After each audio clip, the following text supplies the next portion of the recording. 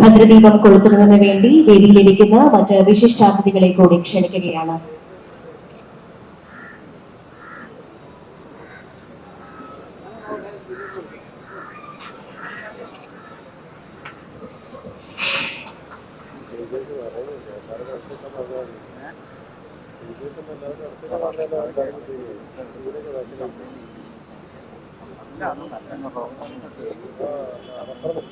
ഏഷ്യയിലെ ഏറ്റവും വലിയ സാഹിത്യോത്സവം കേരള ലിറ്ററേച്ചർ ഫെസ്റ്റിവലിന്റെ 7ാം പതിപ്പിന്റെ ഉദ്ഘാടന ചടങ്ങ് നിർവഹിക്കുന്നു. ബഹുമാനപ്പെട്ട മുഖ്യമന്ത്രി ശ്രീ പിണറായി വിജയൻ സാഹിത്യോത്സവത്തിന്റെ ജനകീയതയെ സാക്ഷ്യപ്പെടുത്തുന്നതാണ് ഇവിടെ ഒഴുകിയെത്തുന്ന ജനസംഖ്യ. സാക്ഷര കേരളം വിജ്ഞാന കേരളമായി മാറുമെന്നതിന്റെ ഏറ്റവും വലിയ ഗ്യാരണ്ടിയാണ്. ഇതിന് എടുത്തു പറയേണ്ട ഒരു കാര്യമാണ് യുവജന പങ്കാളിത്തം. വിജ്ഞാന സമൂഹമായ നവകേരളത്തിന്റെ നിർമ്മിതി സൃഷ്ടിത്മകമായ പങ്കുവഹിക്കുന്നവരാണ് യുവജനത. ഇവരുടെ മതനിരപേക്ഷവും പുരോഗമനപരവും ജനകീയവുമായ നിലപാടുകളും ഇടപെടലുകളുമാണ് ഇന്ത്യയുടെ മറ്റു പല മേഖലകളിൽ നിന്നും വ്യത്യസ്തവും വികസനോന്മുഖവുമായി കേരളത്തെ മാറ്റുന്നു. അത്തരമൊരു നിലപാടിലേക്ക് ഒരു ജനതയാകെ നയിക്കുന്നത് ഇത്തരത്തിലുള്ള സാഹിത്യോത്സവങ്ങൾ നിർണായകമായ പങ്കാളി വഹിക്കുന്നു. അവയിൽ നടക്കുന്ന സംവാദങ്ങൾ, ചർച്ചകൾ, വികസനമാകുന്ന ചിന്തകൾ, ആശയഗതികൾ ഇവയെല്ലാമാണ് നമ്മുടെ സമൂഹത്തെ പുരോഗമനോന്മുഖമായി മുന്നോട്ട് നയിക്കുക. ഒരു നൂതനത്വ സമൂഹത്തിന്റെയും വിജ്ഞാന സമ്പദ്ഘടനയുടെയും സൃഷ്ടിക്കായി പ്രതിബദ്ധതയോടെയാണ് ഇവിടെ സർക്കാർ പ്രവർത്തിക്കുന്നത്. 3ാം സഹസ്രാബ്ദ ഘട്ടത്തിലെ കേരളത്തിന്റെ അതിജീവനത്തിന്റെ വഴി അതാണെന്നാണ് നാം കാണുന്നത്. ആ വഴിക്ക് അതിവേഗത്തിൽ മുന്നേറാൻ ലോകവിജ്ഞാന ഘടനയുമായി നമ്മുടെ വിജ്ഞാന ഘടനയെ അഭേദ്യമാംവിധം ബന്ധിപ്പിക്കേണ്ടതുണ്ട്. അതാകണം സകല സാംസ്കാരിക പ്രസ്ഥാനങ്ങളും സംയുക്തമായി ചെയ്യേണ്ടത്. ആ ഉത്തരവാദിത്വ ബോധം ഉൾക്കൊണ്ട് DC ബുക്സ് പ്രവർത്തിക്കുന്നതിന്റെ ഏറ്റവും നല്ല ഉദാഹരണമാണ് ശാസ്ത്ര വൈജ്ഞാനിക രംഗങ്ങളിലെയും മറ്റു വിവിധ മേഖലകളിലെയും ഒട്ടനവധി നോബൽ ജേതാക്കളടക്കമുള്ള പ്രതിഭകളെ ക്ഷണിച്ചു വരുത്തി ഇവിടെ സർഗാത്മകമായ സംവാദത്തിന്റെ അന്തരീക്ഷം ഒരുക്കുന്നത്. ഈ നല്ല കാര്യം മുൻനിർത്തി DC ബുക്സിനെയും അതിന്റെ ഇപ്പോഴത്തെ നേതൃത്വം ചുമതല വഹിക്കുന്ന ശ്രീ രവി DC-യെയും ഹാർദമായി അഭിനന്ദിക്കണം. വിജ്ഞാനത്തോട് മാത്രമല്ല DC ബുക്സ് കരുതൽ കാട്ടുന്നത് മനുഷ്യത്വത്തോട് ആകെ തന്നെ. 2018 നൂറ്റാണ്ടിലെ മഹാപ്രളയ ഘട്ടത്തിൽ അവര് ചെയ്ത കാര്യങ്ങൾ ഈ ഘട്ടത്തിൽ പ്രത്യേകം ഓർക്കുകയും മുൻകാലങ്ങളിൽ നമ്മുടെ ഗ്രാമങ്ങളിലടക്കമുള്ള വായനശാലകളും അവയുമായി ബന്ധപ്പെട്ട കൂട്ടായ്മകളും കേരളത്തെ പുരോഗമനാത്മകമായ ഒരു സമൂഹമായി വളർത്തിയെടുക്കുന്നതിൽ വലിയ പങ്കാണ് വഹിച്ചത്. പൊതു ഇടങ്ങളിലെ സംവാദങ്ങൾ, ആശയ സംഘർഷങ്ങൾ, ഇതിലൂടെയൊക്കെയാണ് ഓരോ സമൂഹവും പുരോഗമിക്കുന്നത്. അത് സൃഷ്ടിക്കുന്ന സാമൂഹ്യ ഊർജമാണ് നമ്മെ എക്കാലവും മുന്നോട്ട് നയിക്കുക.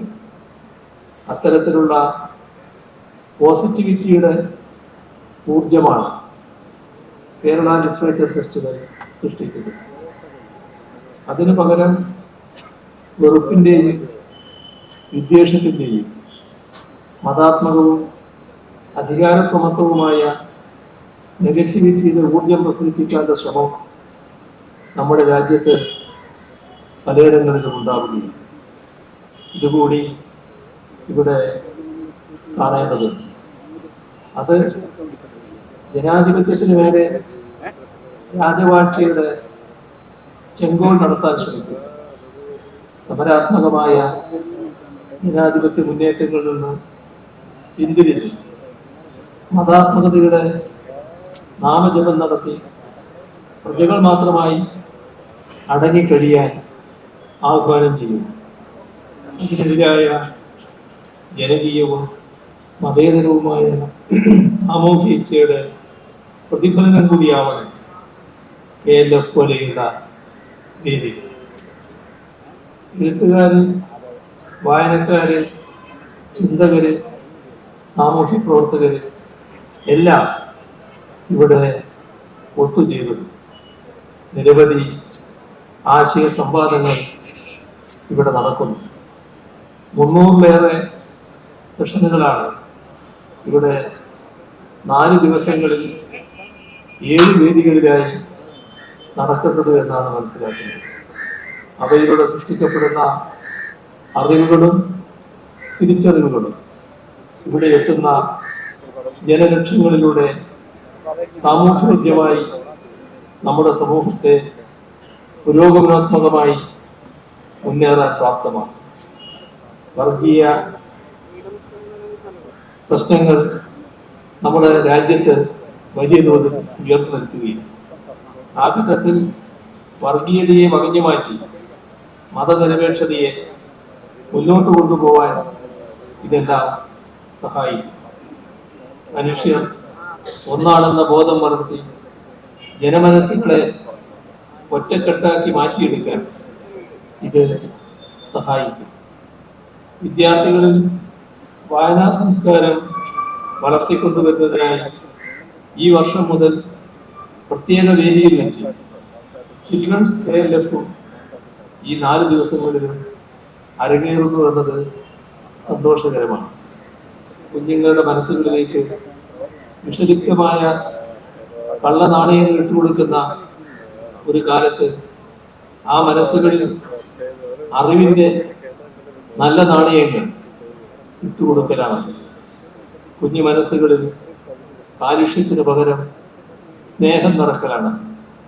സമൂഹത്തിന്റെ ഭാവിയെ കരുതിയുള്ള ഈ ഇടപെടൽ തീർത്തും മാതൃകാപരമാണ്.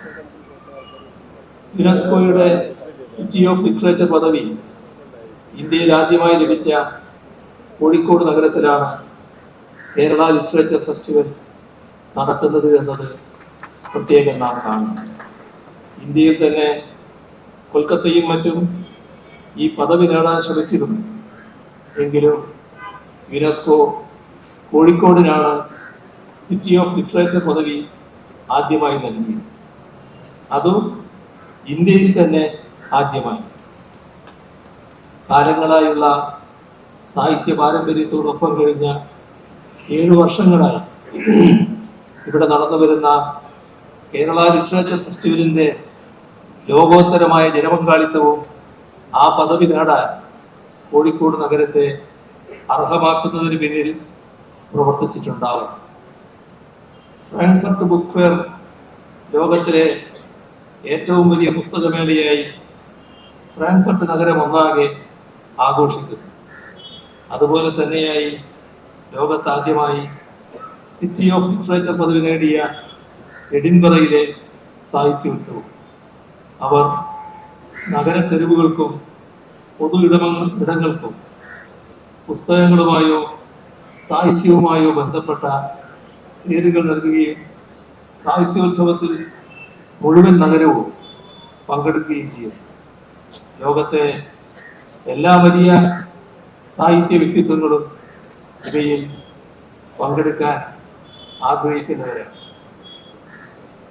സമാനമായ രീതിയിൽ ഇന്ത്യയിൽ ആദ്യമായി സിറ്റി ഓഫ് ലിറ്ററേച്ചർ പദവി നേടിയ കോഴിക്കോട് നഗരത്തിൽ ഒന്നാകെ കേരള ലിറ്ററേച്ചർ ഫെസ്റ്റിവൽ ആഘോഷിക്കാൻ കഴിയും. ലോകമെമ്പാടുമുള്ള എഴുത്തുകാർ എത്തിച്ചേരാൻ ആഗ്രഹിക്കുന്ന ഒരിടമായി കോഴിക്കോടിനെ അങ്ങനെ വളർത്തിയെടുക്കാനും സാധിക്കും. ആ വഴിക്ക് ഇന്ത്യയിലെ ആദ്യത്തെ സാഹിത്യ നഗരമായ കോഴിക്കോട് ലോക സാഹിത്യ ഭൂപടത്തിൽ ഏറ്റവും മികച്ച സ്ഥാനം കണ്ടെത്തുമെന്ന് പ്രതീക്ഷിക്കുന്നു. ഇന്ത്യയിൽ ആദ്യമായി ഒരു സാഹിത്യോത്സവത്തോടൊപ്പം റൈറ്റേഴ്സ് റെസിഡൻസി പ്രോഗ്രാം കൂടി KLF ആരംഭിച്ചിട്ടുണ്ട് എന്നറിയുന്നതിൽ സന്തോഷമുണ്ട്. KLF 2024 മുൻപും ശേഷവുമായി ഫ്രാൻസ്, വെയിൽസ്, സ്കോട്ട്ലൻഡ്, ഇംഗ്ലണ്ട് എന്നിവിടങ്ങളിൽ നിന്നുള്ള 5 എഴുത്തുകാർ വാഗമണ്ണിലെ KLF റൈറ്റേഴ്സ് റെസിഡൻസിയിൽ അതിഥികളായി എത്തുന്നു. ഇങ്ങനെ വിവിധ രാജ്യങ്ങളിലുള്ള എഴുത്തുകാരെ കേരളത്തിലേക്ക് എത്തിക്കാൻ കഴിയുന്നത് കേരളത്തെ ആകെ തന്നെ രാജ്യാന്തര തലത്തിലേക്ക് എത്തിക്കാൻ സഹായകമാണ്. DC കിഴക്കേമുറി ഫൗണ്ടേഷനാണ് കേരള ലിറ്ററേച്ചർ ഫെസ്റ്റിവൽ സംഘടിപ്പിക്കുന്നത്. നമ്മുടെ സാമൂഹിക സാംസ്കാരിക മണ്ഡലങ്ങളിൽ പൊതുവിലും പുസ്തക ലോകത്ത് സവിശേഷമായും നിറഞ്ഞിരുന്ന വ്യക്തിയായിരുന്നു സ്വാതന്ത്ര്യ സമര സേനാനി കൂടിയായിരുന്ന DC കിഴക്കേമുറി.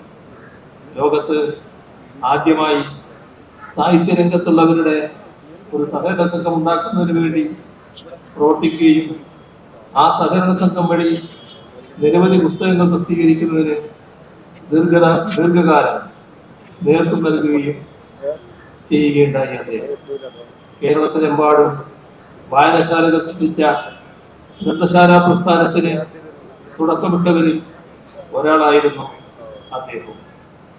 NDS എന്ന പുസ്തകശാല ശൃംഖല സ്ഥാപിച്ചതും അദ്ദേഹം അടക്കമുള്ളവർ. അങ്ങനെ പല രീതിയിൽ അദ്ദേഹം കേരളത്തിന്റെ വിവിധ മേഖലകളിൽ വ്യക്തിമുദ്ര പതിപ്പിച്ചിട്ടുണ്ട്. ഇന്ത്യയിലെ ആദ്യത്തെ 100% സാക്ഷര നഗരം എന്ന നില കോട്ടയത്തിന് നേടിക്കൊടുക്കുന്നതിന് പിന്നിലും അദ്ദേഹത്തെ പോലുള്ളവരുടെ പ്രവർത്തനങ്ങൾ വലിയ തോതിൽ ഉപകരിച്ചു. അദ്ദേഹത്തിന്റെ നാമത്തിലുള്ള ഫൗണ്ടേഷൻ ഇങ്ങനെയൊരു സംരംഭത്തിന് മുൻകൈയെടുത്തത് ലോകത്തിലെ തന്നെ ഏറ്റവും ജനപങ്കാളിത്തമുള്ള ലിറ്ററേച്ചർ ഫെസ്റ്റിവലാക്കി ഇതിനെ വളർത്തിയതും എല്ലാം കൊണ്ടും അഭിനന്ദനാർഹമായ കാര്യമാണ്.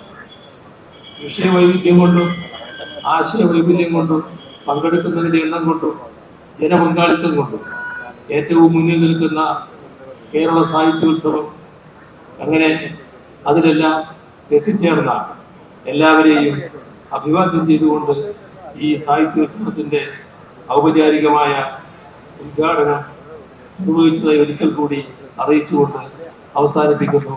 നിങ്ങൾക്ക് എന്റെ സ്നേഹാഭിമാനം.